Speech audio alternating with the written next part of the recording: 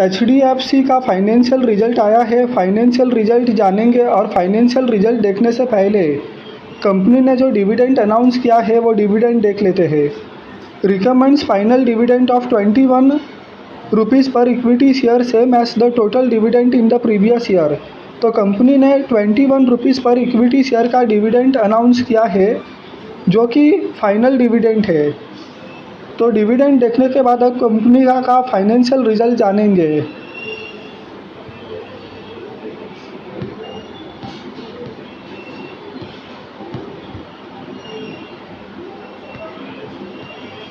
तो stand alone, यहाँ पर स्टैंड अलोन रिजल्ट देखेंगे तो 2019 को 2020 से कंपेयर करेंगे। HDFC ब्याज का काम करती है, तो सबसे पहले इंटरेस्ट इनकम, ब्याज की कमाई। तो यहाँ पर 31 मार्च 2019 को 10,061.84 करोड़ था और 31 मार्च 2020 को 10,963.21 करोड़ है। तो यहाँ पर जो इंटरेस्ट इनकम है उसमें 9% का जंप है। कोई बहुत ज़्यादा तो जंप नहीं है, लेकिन एक ठीक ठाक या नॉर्मल जंप है।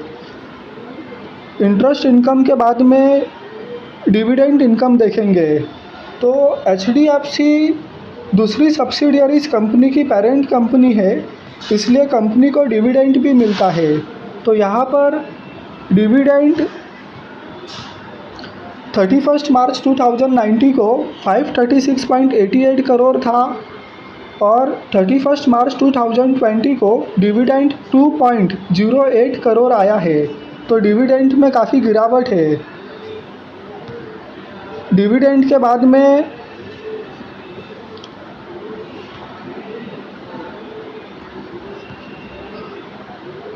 Profit on sale of investments,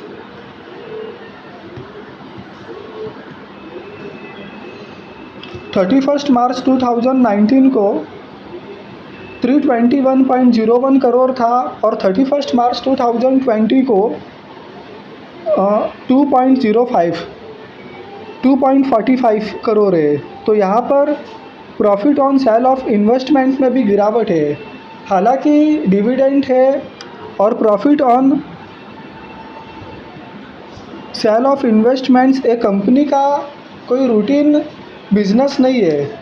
जो सबसे इम्पॉर्टेंट यहाँ पर देखना है वो इंटरेस्ट इनकम है, नेट प्रॉफिट है। फिर एक्सपेंसेस में इम्पेयरमेंट ऑन फाइनेंशियल इंस्ट्रूमेंट्स।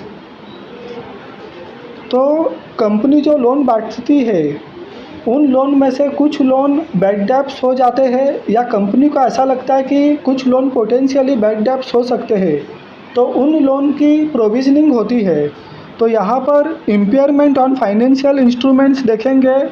31 मार्च 2019 को 398 करोड़ था और 31 मार्च 2020 को 1274 करोड़ आया है। तो यहाँ पर 220% का ऑलमोस्ट जंप है। तो यहाँ पर जंप नहीं आना चाहिए, यहाँ पर गिरावट आना चाहिए था। इम्पेयरमेंट ऑन फाइनेंशियल इंस्ट्रूमेंट्स में जंप नहीं आना चाहिए, यहाँ पर गिरावट आना चाहिए था। तो बहुत ही ज़्यादा 1274 करोड़ का यहाँ पर फिगर आया है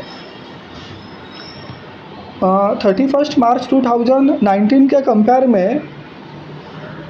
अब यहाँ पर नेट प्रॉफिट आफ्टर टैक्स देखेंगे तो 31 मार्च 2019 को नेट प्रॉफिट था 2861.58 करोड़ और 31 मार्च 2020 को जो नेट प्रॉफिट आया है 2232.53 करोड़। तो नेट प्रॉफिट आफ्टर टैक्स में भी ऑलमोस्ट 22% का गिरावट है। तो यहाँ पर जो कंपनी का इंटरेस्ट इनकम था, इंटरेस्ट इनकम में ऑलमोस्ट 9% का जंप था। डिविडेंड इनकम काफ़ी घट गई है। उसके बाद में profit on sale of investments भी काफ़ी गिर गया। उसके बाद में प्रोविजनिंग भी काफ़ी बढ़कर आई है और नेट प्रॉफिट में ऑलमोस्ट 22% की गिरावट आई है। तो अगर आपको मेरा वीडियो पसंद आया है तो लाइक कीजिए, चैनल को सब्सक्राइब कीजिए। Thank you.